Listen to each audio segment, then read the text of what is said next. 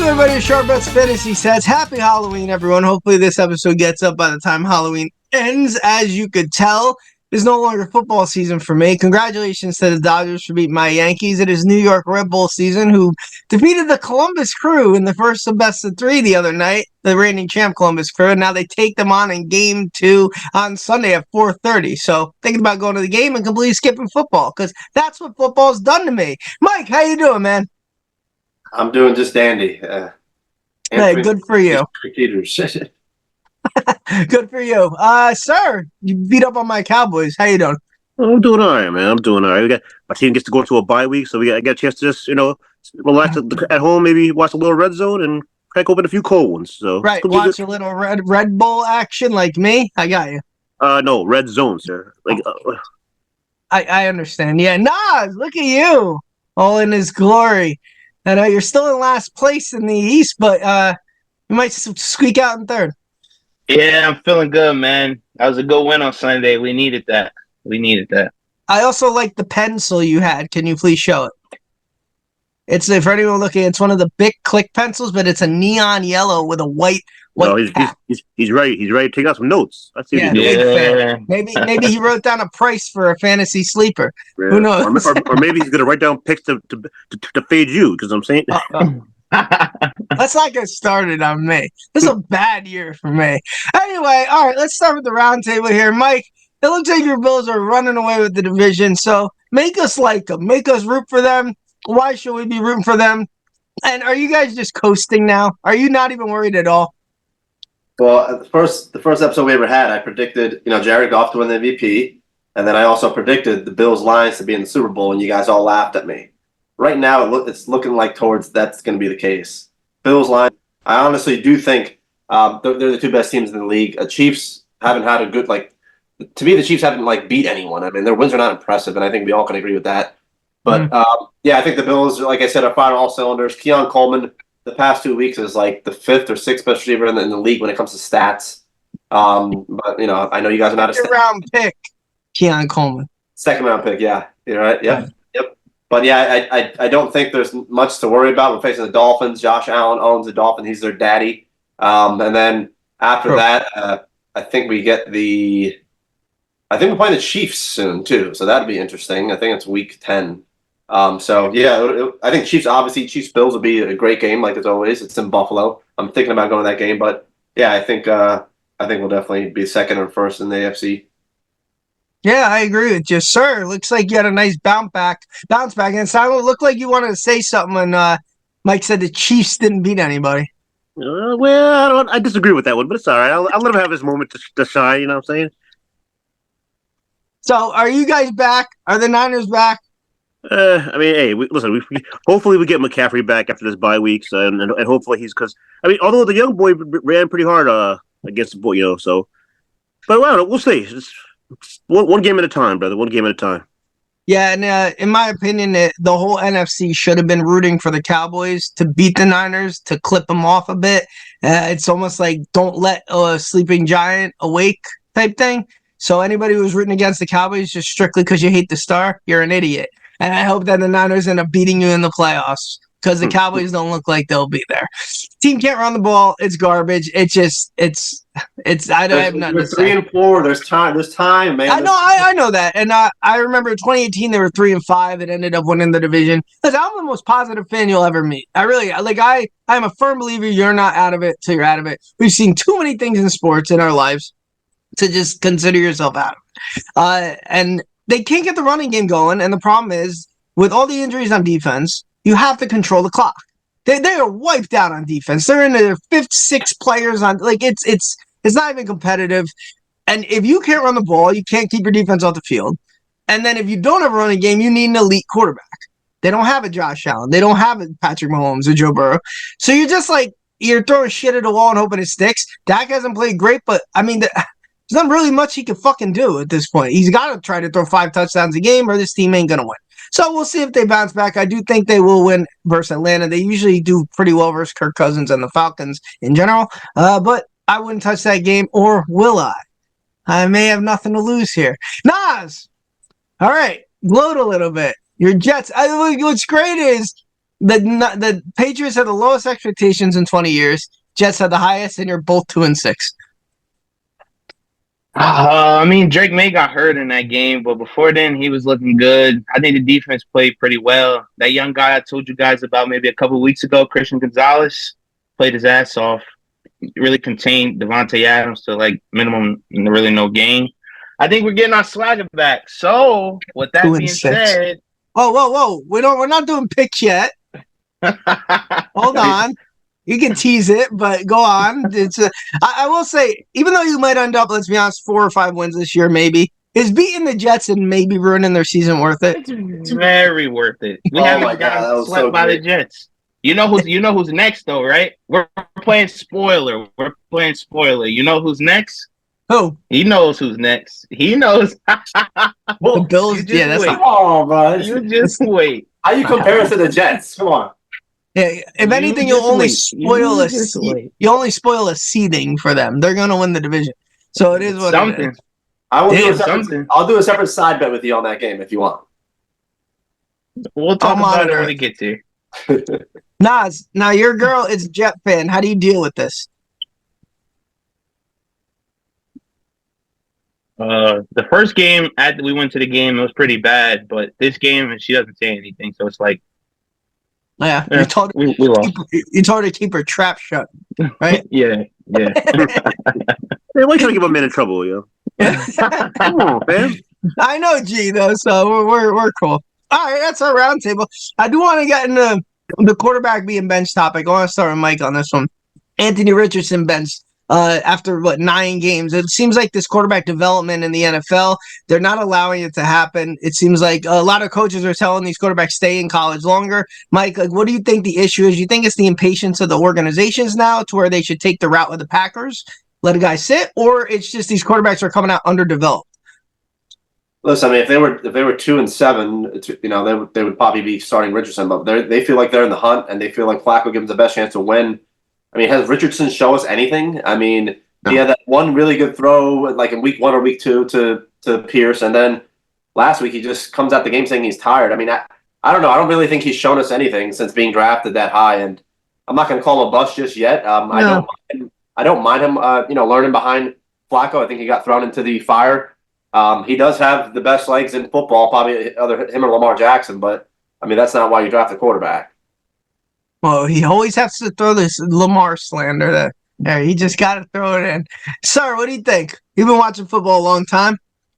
No, I mean, as he said though, like they feel like they still have a chance. Like they don't want to, get too far behind or fall back. So, old man Joe, like they look all right with him at the quarterback. The same thing with Cleveland last year when they paid Deshaun. I mean, I know he got hurt, but then old man Joe came in and balled out, and it's what he does. He puts up numbers and he gets wins for some reason. I like how we're calling him Old Man Joe, and I'm almost positive he's only like a year older than me. I don't care. It's old man Joe. He's been playing for 60 years. So you should start calling me Old Man Scott at the basketball course. Right. That would be good. I think it's I think the money is a pretty big issue, and these kids see how much they're gonna make when they come out, so they're coming out. Same with the NBA. You got guys coming from Kansas who've played 1 year, like Grady Dick or Furphy. I'm just comparing the two, and watching them know they're not ready for the NBA. Like, it's just like this guy is going to be a G League Grady player. Dick had 35 points last night. Yeah, whatever. He should have stayed 1 more year in Kansas. This guy stinks. So, like John Furphy or whatever, like these guys, it's like, come on, man. But I get it. And I think what's happening is these quarterbacks, they know they're going to be a top pick.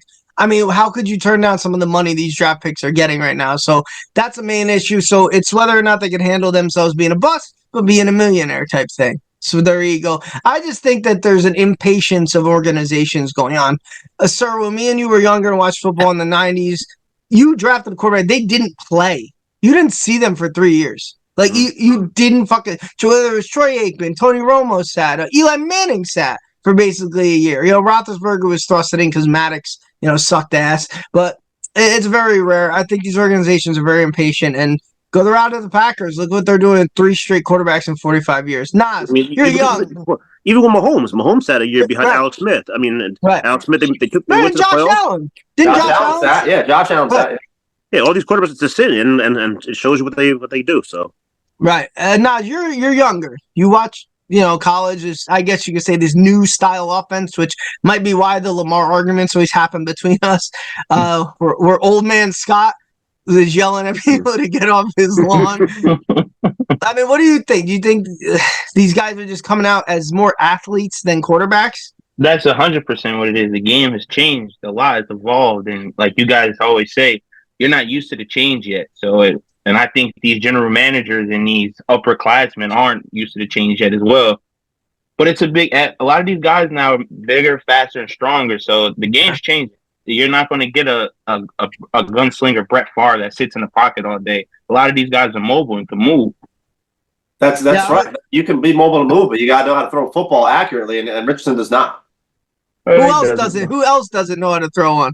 Oh, here we go. Do I need to say it? No, you don't. We all know who you're talking about.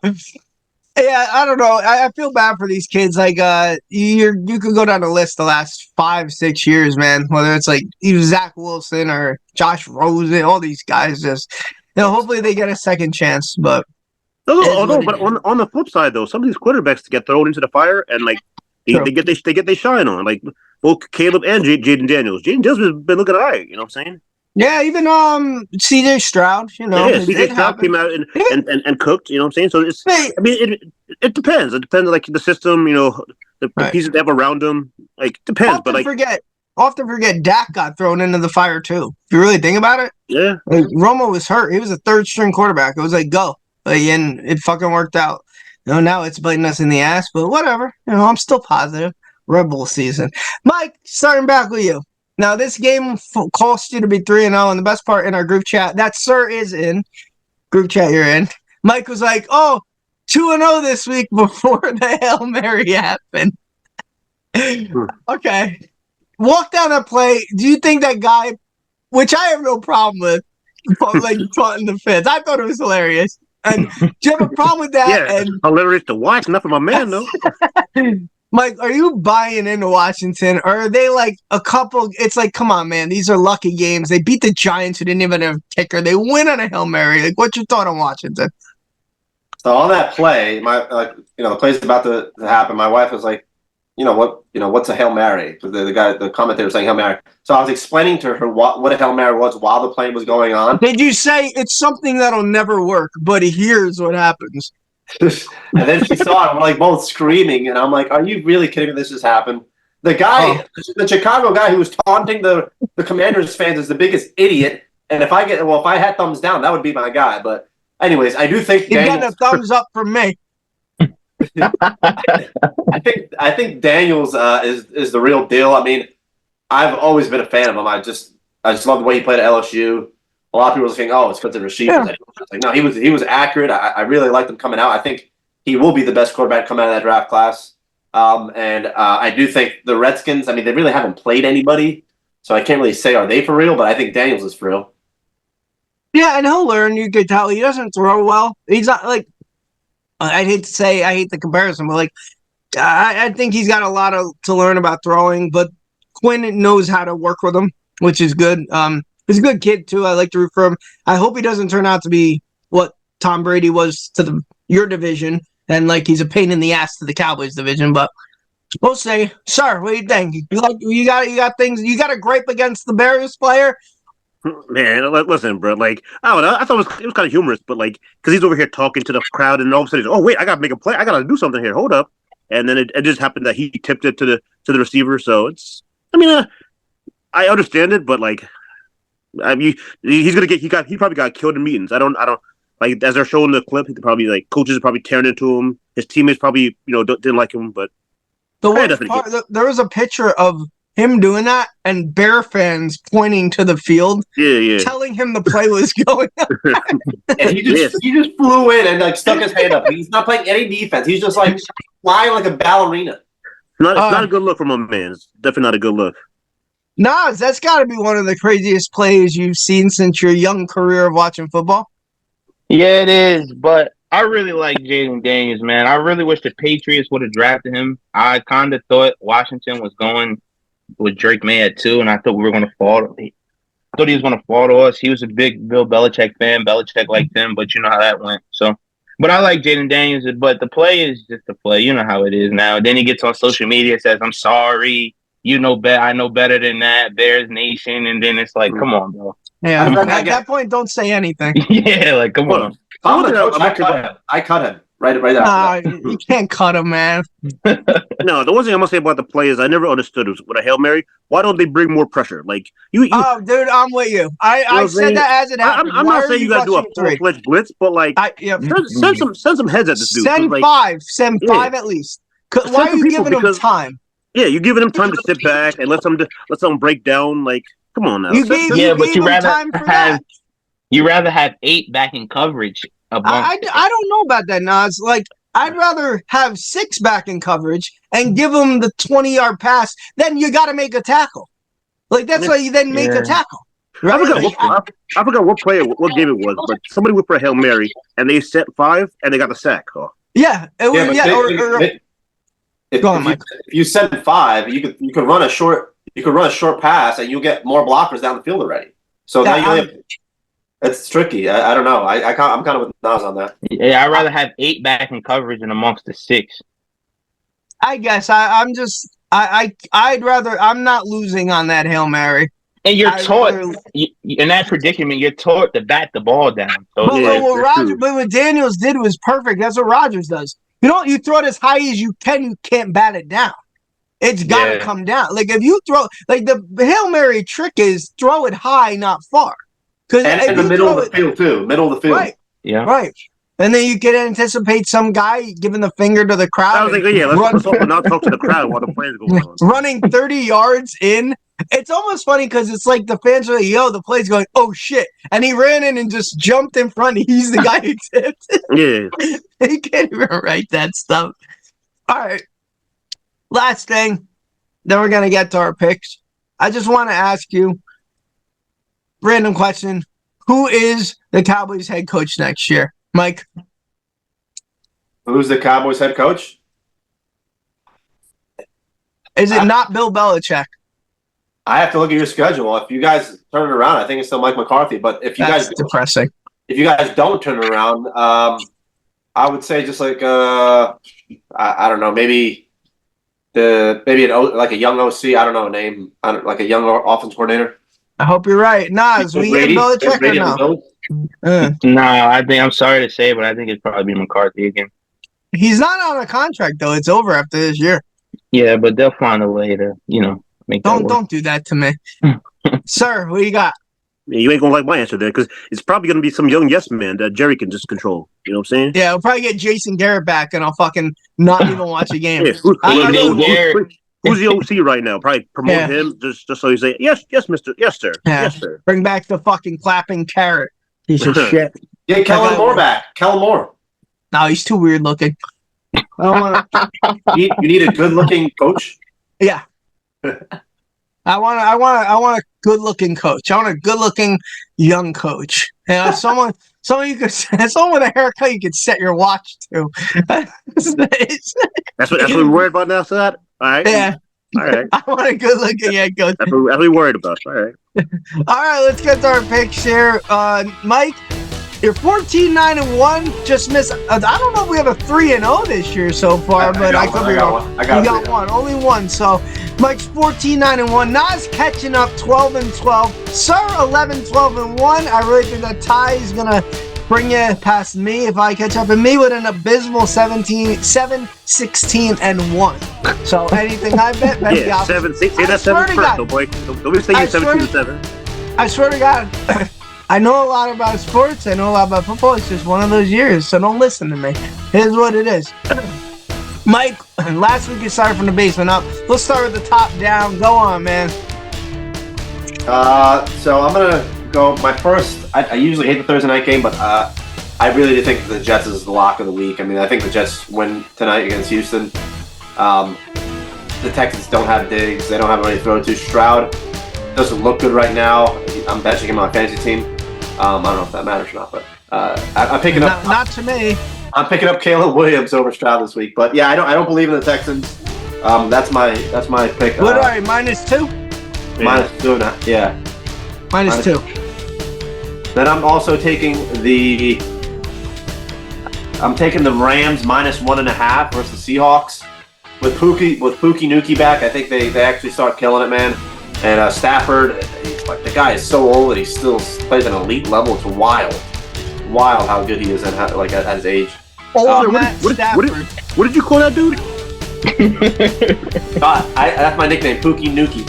What? All right, man. Hey, go ahead. Pookie Nakua. I know his name. I know who he is. But Pookie Nukie. What? All right, fam. Go ahead. Because your Persian background, I think you could get away with that. I don't think that would go over well if I said it.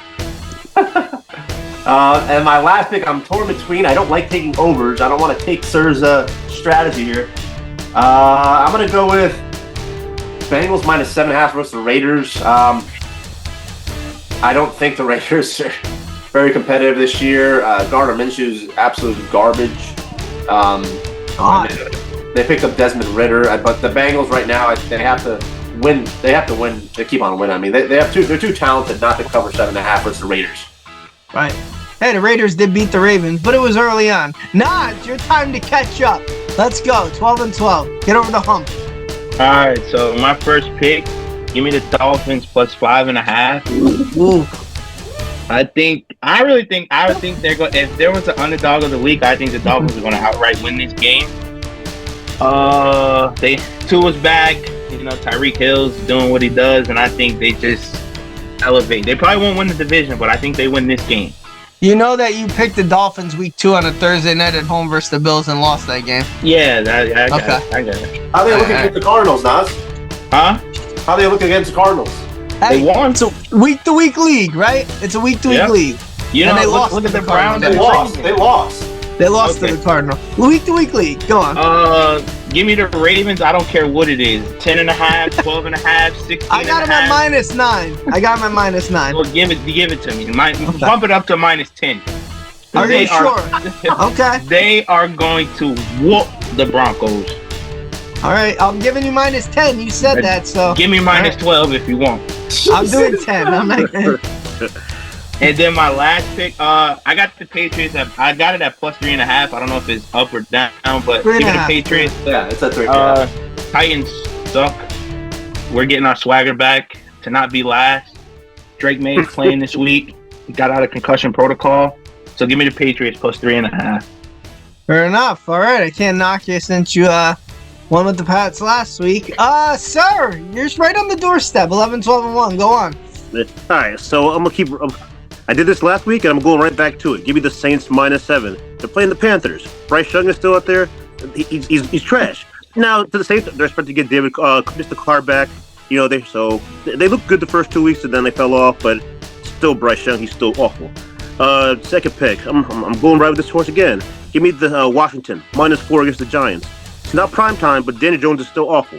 These teams played in week 2. Washington won 21-18, but they had 7 field goals. Washington. I expect some of those field goals to turn to touchdowns, and this game to get out of hand. So give me Washington. Third one, I was a little torn, but give me. No, sorry, Scott. Give me Atlanta -3 against your boys. Your boys don't run the football. All they do is pass. Bijan's gonna go crazy on them. You know, Kirk Cousins is gonna have some time to throw the ball around the yard. So give me the Falcons -3. I have no over-unders for you, sir. No. Take it easy. All right. Got 9 picks and nobody's picked the same game. That's wild. Well, I'm going to change that right now, Mike. And unfortunately, I may be jinxing you because I also love the Jets tonight. I have -2. I don't know why I keep going to the Jets, but this line is weird. Everyone's looking at it. Why are the Jets favored? They're begging you to take the Texans. Usually when that happens, you take the team that's favored. At some point, the Jets have to wake up a little. Like, they're not this bad, right? Like, they can't be. So give me that -2. I'm going up against you, sir. I like the Giants +4 at home. I think that they'll cover. If they had a kicker versus Washington week 2, they win that game. And Daniel Jones seems to only play good versus Washington. So I'm going to take them +4. 2017 loss even. I think they will cover. And my final game, I'm going to go with the quiet 6-2 Packers at home versus the I Lions love at that. plus 2.5. I love that. I This love team has that. been going under the radar in the NFC. They're 6-2, and people are not talking about them. And they were 1 win away last week from from getting to the Lions in the NFC Championship. Give me Jordan Love to make a statement at home. I'm pretty sure he's playing.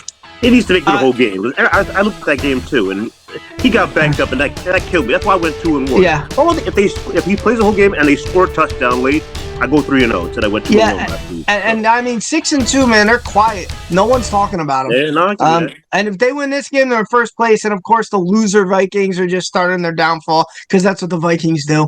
So I'm not even worried about Minnesota. So give me the Packers plus 2.5, Giants plus 4. And tonight, Jets -2. Game will be kicking off probably by the time this gets up, but just know that we picked that. So that's it. So don't pick my games.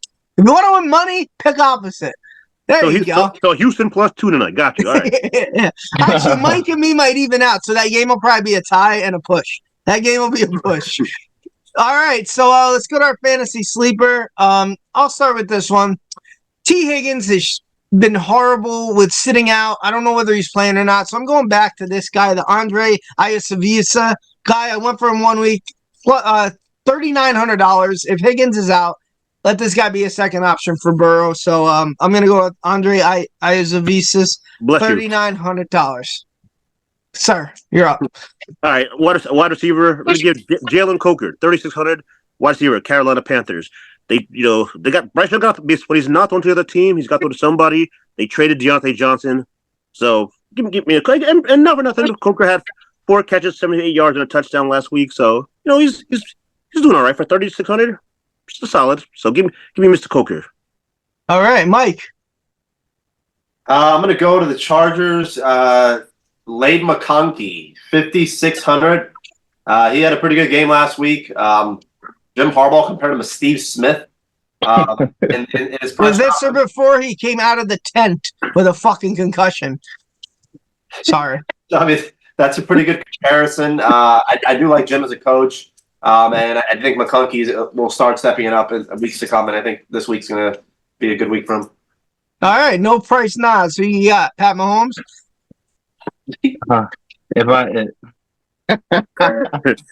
I don't have a price, but I know. I got 2 players. I'm gonna give you 2 players. The first player is Lamar Jackson. Well, no. Okay, who's the other guy?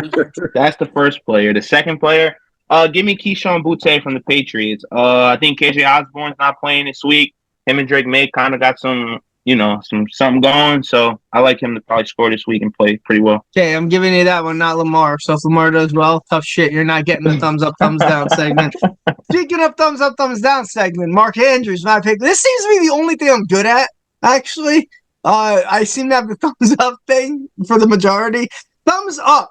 Jameis Winston, man. I'm going back to Cleveland. Good for him, man. And you just had a feeling. I even said that if I wasn't scared, I would have picked Cleveland +9. But, he gets the Ravens at home, falls out, and they win a game. And Cleveland deserved that win as a fan base. That poor fucking city. If LeBron didn't bring a title to them, that might be the worst sports city in the past 100 years since Jim Brown, honestly. So good for them. Thumbs down. I was going to pick Greg Zuerlein, but I'm going to go with what Mike said. You changed me here. Just the Chicago Bears in general.